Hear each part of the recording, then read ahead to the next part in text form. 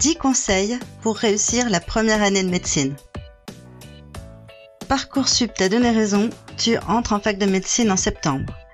On entend dire que ce sera la plus difficile des années et je te le confirme et je t'explique pourquoi c'est le cas et comment t'en sortir et réussir le mieux possible. Je m'appelle Isa et je suis professeure de mathématiques, physique et chimie, tout niveau et spécialisée en PASS. Ton année commence officiellement un des derniers jours du mois d'août, selon ton académie, et le premier semestre, c'est environ 3 mois de cours. Tu auras une semaine pour réviser avant ta première série d'épreuves de l'année. En considérant la masse de cours à digérer, le premier conseil que je te donne, c'est de commencer avant la rentrée officielle. Ton été démarre plus ou moins début juillet. Après une belle fête à l'occasion du bac, il faut commencer à organiser ton plan de bataille.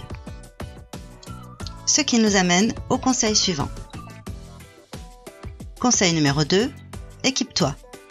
Tout d'abord, il te faut des supports pour travailler avant, mais aussi après ta rentrée.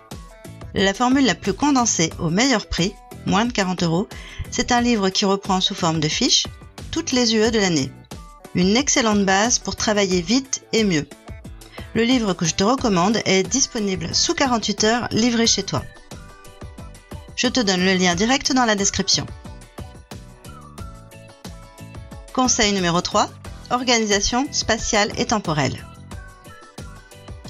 Tout d'abord, être étudiant, c'est être organisé. Il te faut un lieu d'étude et des temps d'étude. L'idéal est de te concentrer dans ta pièce préférée. Elle doit être isolée, calme et agréable. C'est peut-être ta chambre, le séjour, la cuisine, la BU. À toi de voir. Pour y être confortablement installé, étant donné la foultitude de cours que tu as, mets-toi bien avec un grand bureau ou une grande table avec des rangements. Sépare tes cours par matière ou par prof. Tu peux aussi prévoir de leur donner une couleur de référence pour t'y retrouver. Ça, c'est le lieu de travail. Voyons le lieu de repos. Il est essentiel, pour être en pleine forme, d'avoir le sommeil le plus complet. Pour cela, écoute ton corps et ne repousse pas l'heure du coucher quand les bâillements ou les yeux qui piquent arrivent. Si tu t'efforces de trop veiller, ton cerveau ne suivra plus. Et pour bien dormir, il faut bien s'alimenter. Évite les plats industriels si tu peux, n'abuse pas sur les boissons excitantes et préfère les aliments frais autant que possible. Les céréales complètes, le poisson, les fruits, les légumineuses, les noix et les graines vont favoriser ta mémoire. Il faut en profiter. En plus, c'est bon pour la santé. Organise ton emploi du temps chaque jour, chaque semaine. Tiens-toi-y le plus possible, mais ne t'en veux pas si tu ne le respectes pas à la minute près, au jour près. Fais au mieux, ça suffira. Ne néglige pas les temps de repos. Comme pour toute longue activité, impose-toi une pause de 10 à 20 minutes toutes les 2 heures environ. Tu fais autre chose, tu penses à autre chose. Sers-toi une boisson chaude. Sheldon pense que ça réconforte. On en aura besoin. Appelle un ami, va faire un tour dehors pour te dégourdir et t'aérer et tu reviendras plus frais avec des idées plus claires. Et si tu as une habitude sportive, il est important que tu la conserves pour ton équilibre psychologique et physiologique. Conseil numéro 4, comprendre le cours avant de faire des exercices. Autrement dit, ne pas mettre la charrue avant les bœufs. Donc avant les révisions, commence l'apprentissage. Beaucoup d'étudiants se trompent et s'attaquent trop vite aux entraînements avec des annales. Respecte bien cet ordre, sans quoi tu risques de perdre du temps. Tout d'abord, lire le cours, le comprendre, en particulier pour les matières scientifiques. Pour toute la biologie, c'est la mémoire ton principal recours. Ensuite, relis ton cours et révise-le. Je t'explique dans quelques minutes plusieurs techniques de mémorisation, comme la méthode d'Echy, l'agenda intelligent, les cartes mémoire, la mémotechnie, les posters muraux, la mise en scène et le travail en groupe. Et dernière étape, s'entraîner avec des annales d'examen. Je te délivre ma solution pour toi au cours de la vidéo, tout à la fin. Conseil numéro 5. Aie les bonnes ressources. Privilégie les cours de la fac à tout autre. Seulement si tu ne les comprends pas, tu en potasses d'autres comme ceux que tu peux trouver dans les livres de la BU. Tu peux également faire appel à ton tuteur ou à ton parrain et lui soumettre tes besoins. Tu as également la solution de prendre un cours particulier avec un professeur qui te sera complètement dévoué contre une 50aine d'euros le cours. C'est moins bon marché que le tutorat, évidemment. Conseil numéro 6. Utiliser des techniques d'apprentissage efficaces. Les voici. Tout d'abord, la technique de l'arrosage. Qu'est-ce qui est le plus efficace pour arroser une pelouse? L'arroser pendant 90 minutes une fois par semaine ou bien 3 fois 30 minutes? Évidemment. C'est pareil pour les apprentissages. Il vaut mieux privilégier les séances courtes et espacées que des longues séances intenses. La méthode DJ est basée sur une étude scientifique qui a montré que pour lutter contre l'oubli, il est nécessaire de faire des révisions à des temps de plus en plus éloignés. Concrètement, tu entends le cours aujourd'hui, tu le révises demain, dans 3 jours, dans 7 jours, dans 14 jours et dans 30 jours. Ces 5 répétitions améliorent naturellement ta mémorisation. Voici comment placer tes plages de révision dans un agenda. Par exemple, tu veux réviser l'atome. Tu l'indiques au 1er, 3e, 7e, 14e et 30e jour. Si le mardi, tu as un cours sur les fonctions, alors rappelle-le les 3e, 7e, 14e et 30e jours. Comme cet agenda va très vite se remplir, je te conseille de prendre un grand format de type A4. Si tu es allergique au papier, je te propose les applications. Il existe une application qui est un agenda qui s'auto-organise en fonction de tes progrès et des imprévus de ta journée. Tu nommes tes cours sous un chapitre, sous une UE. L'agenda te préviendra automatiquement de ce que tu dois réviser. Il existe dans cette application 3 versions de piqûres de rappel sur les jours 1, 3, 7, 15, 30 comme la méthode DJ ou les jours 2, 5, 14. Troisième version, nous avons des rappels les 3e, 10e et 30e jours. Trouve la version de piqûre de rappel qui te convient. Chacune de ces piqûres de rappel met en évidence ce que tu avais eu tendance à oublier. L'agenda va contrôler pour toi si tu dois le réviser plus tôt ou plus tard dans le temps. Cette application s'appelle N'oublie jamais. Autre idée, ma méthode préférée pour réviser, ce sont les cartes mémoire. Toujours disponibles, format discret, technique vice-versa. Voici comment te les fabriquer à partir de feuilles épaisses, de ciseaux et de feutre.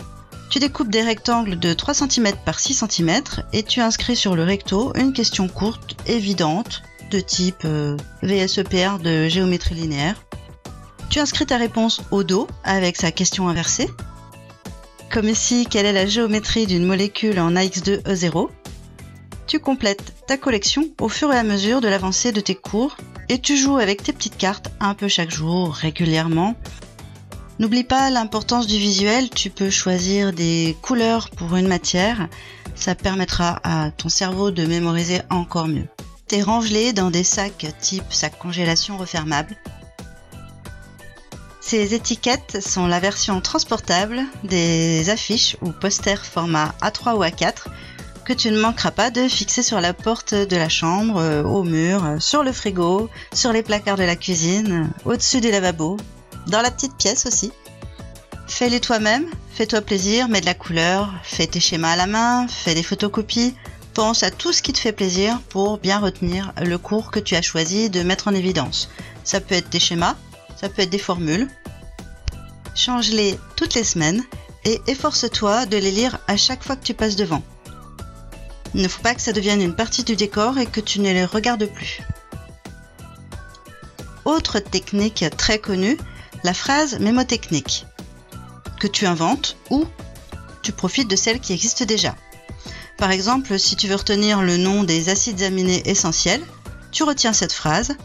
Le très lyrique Tristan fait vachement méditer Iseut. La phonétique de chaque début de mot permet de retrouver l'ensemble des acides aminés. Ici, nous avons la leucine, la tréonine, la lysine, le tryptophane, la phénylalanine, la valine, la méthionine et l'histidine. J'aimerais beaucoup que tu m'indiques en commentaire quelles sont les phrases mnémotechniques que tu connais. Autre technique, la mise en scène. Tu peux lire ton cours à haute voix, debout, en mode théâtral, avec les gestes et le ton, et pourquoi pas le chanter. Cet exercice a fait ses preuves, car tu as certainement toujours en tête ces comptines ou poésies apprises il y a 10 ou 15 ans. N'est-ce pas ? Tu peux te servir de l'air de ces comptines pour créer par-dessus un texte qui te rappellera ton cours. Tu peux choisir de travailler seul ou à plusieurs, et à ce moment-là, tu formes un groupe de travail. C'est probablement la méthode la plus sympathique que je te propose. Tu peux t'associer avec des amis, trier sur le volet. Vous vous retrouvez en petit comité, avec le même objectif de révision, cela va sans dire, de manière bien organisée et régulière. Peut-être un groupe 2.0 de type réseau social comme Messenger ou WhatsApp. Attention à ton choix d'amis quand même. The technique de l'étudiant en passe, c'est le surligneur. Mais c'est comme tout, à trop en surligner, on en perd l'essentiel.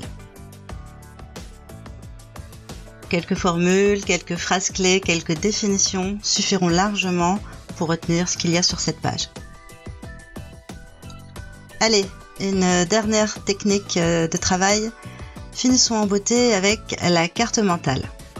Voici la mienne concernant les méthodes de travail. Cette carte mentale porte également le nom de sketch note. Je te conseille de prendre une grande feuille A3 et de te concentrer sur tout ce que tu dois savoir sur un cours et de disperser toutes ces informations à ta guise de manière organisée telle que tu les vois. Tu peux aussi choisir de la faire sur un ordinateur et te l'imprimer. Tu peux y mettre énormément de couleurs, le visuel est très important sur ce type de mémorisation. Conseil numéro 7. S'entraîner sur des annales. C'est la meilleure façon d'être prêt à rencontrer l'épreuve. L'unique façon d'être au plus proche de l'examen, c'est de faire les annales des années passées. Rapproche-toi du tutorat de médecine de ta fac, il te procurera ces fameuses annales contre quelques euros à destination de la sauce. D'autre part, tu peux compter sur tous les corrigés de QCM que je mets à ta disposition sous format vidéo avec explications détaillées. Sur la chaîne Vise le pass avec Isa. Conseil numéro 8. Ne négligez ni la physique ni la mineure. Il faudra te qualifier par rapport aux autres étudiants. Je t'explique. Beaucoup laissent la physique de côté alors qu'elle est très qualifiante et fait la différence entre les étudiants. Et oui, le par cœur des UE1 et UE2 est beaucoup plus prisé par les étudiants que la difficulté de compréhension de biophy, biochimie ou biostat. Il faut que tu concentres tes efforts là où l'écart se fera mieux sentir dans le classement. Oui, je sais, le numerus clausus n'existe plus, mais bon, la part d'étudiants qui passent en deuxième année reste faible malgré tout. Quant à la mineure, elle n'a parfois aucun rapport avec la médecine, et je ne donnerai pas d'exemple, tu vois, mais il te faut la moyenne et il te faut donc 10 sur 20 à l'épreuve pour la valider. Sans ça, tu es recalé en médecine et tes chances d'intégrer la fac, relatives à cette mineure, sont minces. Conclusion, tu risques d'avoir perdu complètement ton avantage, qui était, je te le rappelle, de ne pas gâcher une de tes années d'études. Alors ok, tu l'avais pas choisie cette mineure, mais on te l'a imposée, il va falloir que tu la travailles malgré tout. Conseil numéro 9, aie confiance en toi. Ne te compare pas continuellement aux autres, c'est malheureux, mais par expérience, je t'assure que certains étudiants ont le chic pour t'enfoncer la tête sous l'eau, se valoriser eux-mêmes ou mentir sur des cours. Dans quel but? Eh bien, pour provoquer un abandon. Je te le répète, ce n'est pas un concours officiellement, mais c'est quand même un entonnoir à étudiants de médecine. Ça reste une bataille difficile. N'aie confiance qu'en toi-même en cas de doute. Moi je te dis, accroche-toi, car ton envie d'abandonner, c'est normal qu'elle survienne au rapprochement des épreuves et elle tombe sur 80% des élèves au moins. Tu le constateras quand tu verras les places libres sur les bancs d'examen. Tu le verras parce que toi, tu y seras. Conseil numéro 10. Abonne-toi à la chaîne Vise le Pass avec Isa. Je reste relativement disponible pour répondre à tes questions. Tu peux me joindre directement dans l'onglet Communauté de ma chaîne. Tu y trouveras les playlists de Biophy, Biostat et Biochimie. En cas de besoin, il y a les playlists Terminal Spé Physique et Spé Maths pour réviser si nécessaire. Te voilà fixé sur les bonnes habitudes à prendre pour réussir ton année. Aborde la rentrée avec sérénité. Je te souhaite bon courage et te dis à bientôt.